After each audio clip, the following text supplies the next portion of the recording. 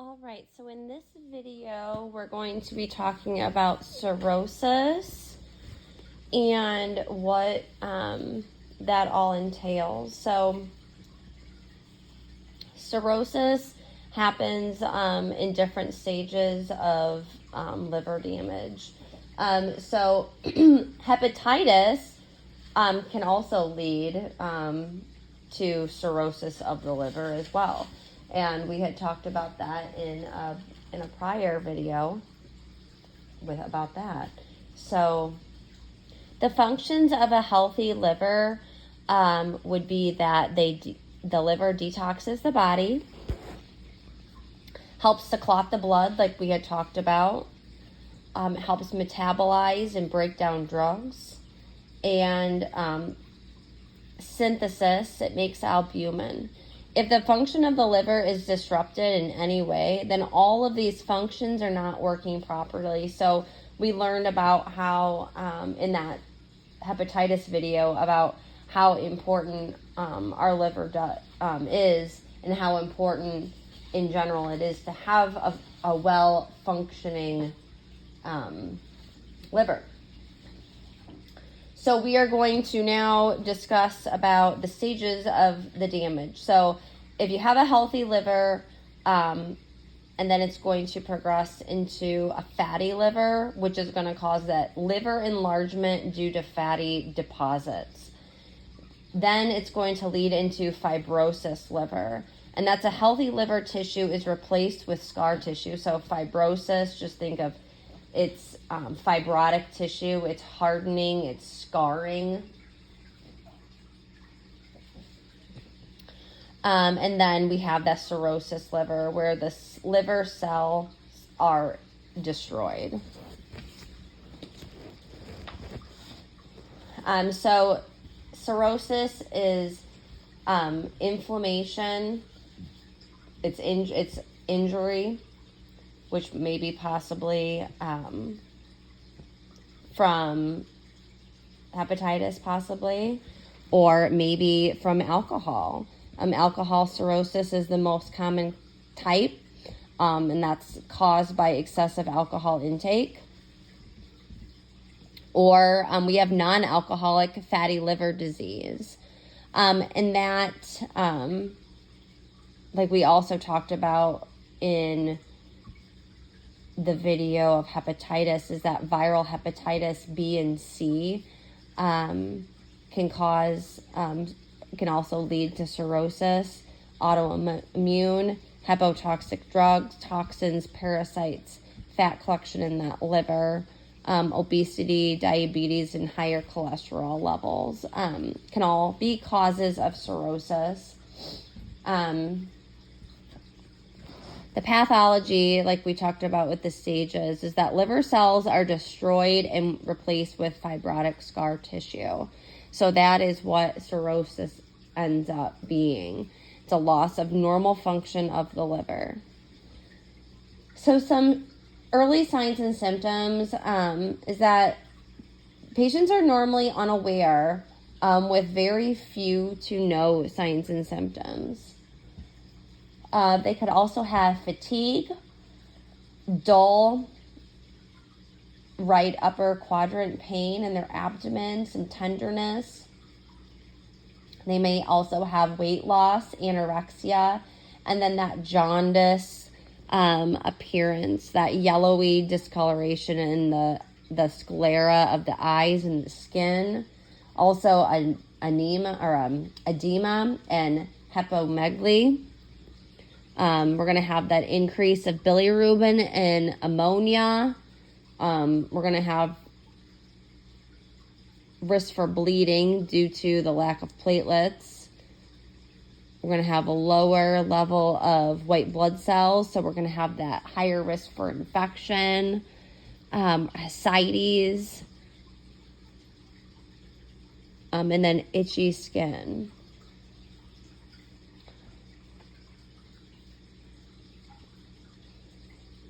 Some of the GI symptoms would be that light colored clay stool because the bilirubin is not being excreted We're going to have that dark tea-colored urine.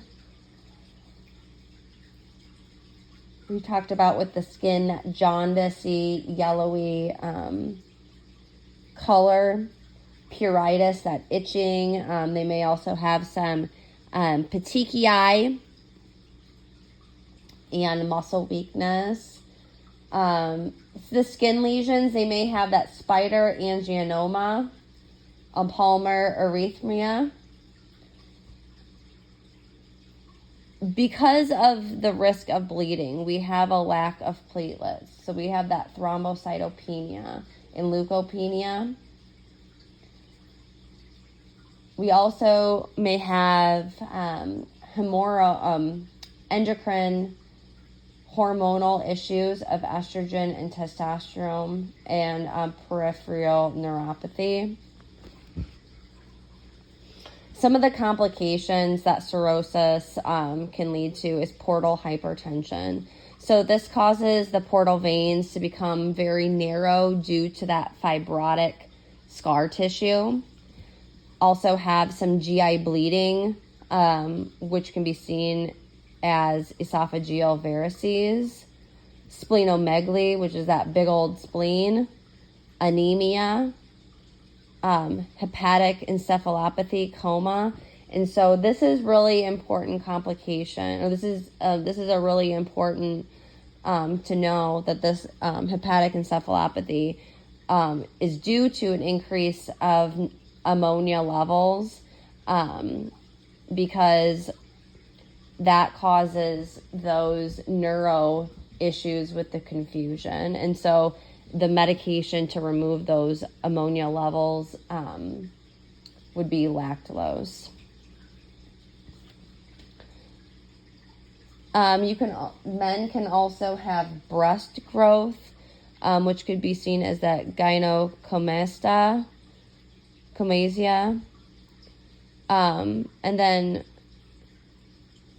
hepatorenal syndrome, which is where you're going to have acute kidney injury in clients with liver failure. So this is going to affect the kidneys as well as the liver. The diagnostics would be high bilirubin, because that's why we are getting that jaundice appearance. That bilirubin is not being excreted through our stool. We're going to have that high ALT and AST, albumin. Our PTR is going to be off because of the clotting issues. Platelets are going to be low because of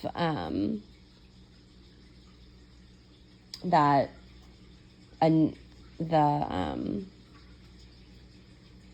risk for bleeding.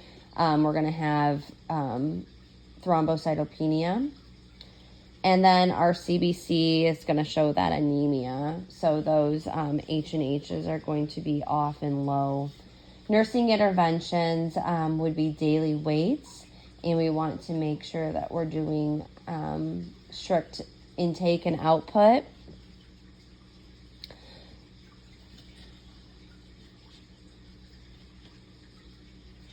So some of the treatments that we can do would be obviously to stop the alcohol consumption, rest, the measurement of abdominal girth, especially if that patient has ascites, which causes a large abdominal area. They can also do paracentesis, which is removal of the fluid for that peritoneal cavity for the ascites. Liver transplant if they are a candidate, and then prevent bleeding. So we want to remember, we're talking about we already have a risk for thrombocytopenia due to the lack of platelets. So we need to really do strict bleeding precautions. So that goes back to the basics of not using a razor, only using an electric razor, soft bristled toothbrushes. Please hold firm pressure on scrapes and cuts to minimize breathing or bleeding. We need to instruct those patients, especially if they're at home, to make sure that they're doing that. And then medication. So, we just want to remember that because of these bleeding precautions, that the liver normally helps clot the blood. So because the liver is not the liver cells are destroyed because of that fibrotic tissue, and it's now caused that cirrhosis. Our liver is not able to clot the blood properly. So just keep that in mind if that helps you remember that bleeding precautions. And then medications, we want to avoid narcotics. The liver cannot metabolize drugs when it is sick. So, and it is sick because it is fibrotic and the liver cells are destroyed. That healthy liver tissue has been replaced with this fibrotic scar tissue. So think of it as being sick. We can give antacids. We can do diuretics, especially to help with that ascites. We can do vitamins, and then that lactulose, that is to help decrease that serum ammonia through the stool to get that high ammonia levels down.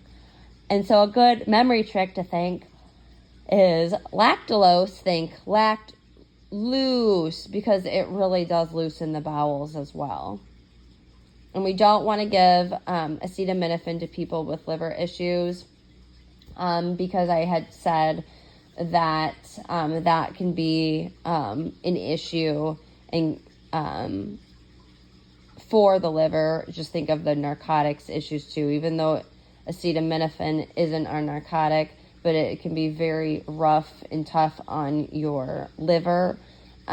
So if that is given, we can give the remedy for that, which would be Mucomist. That will help get that out of the system.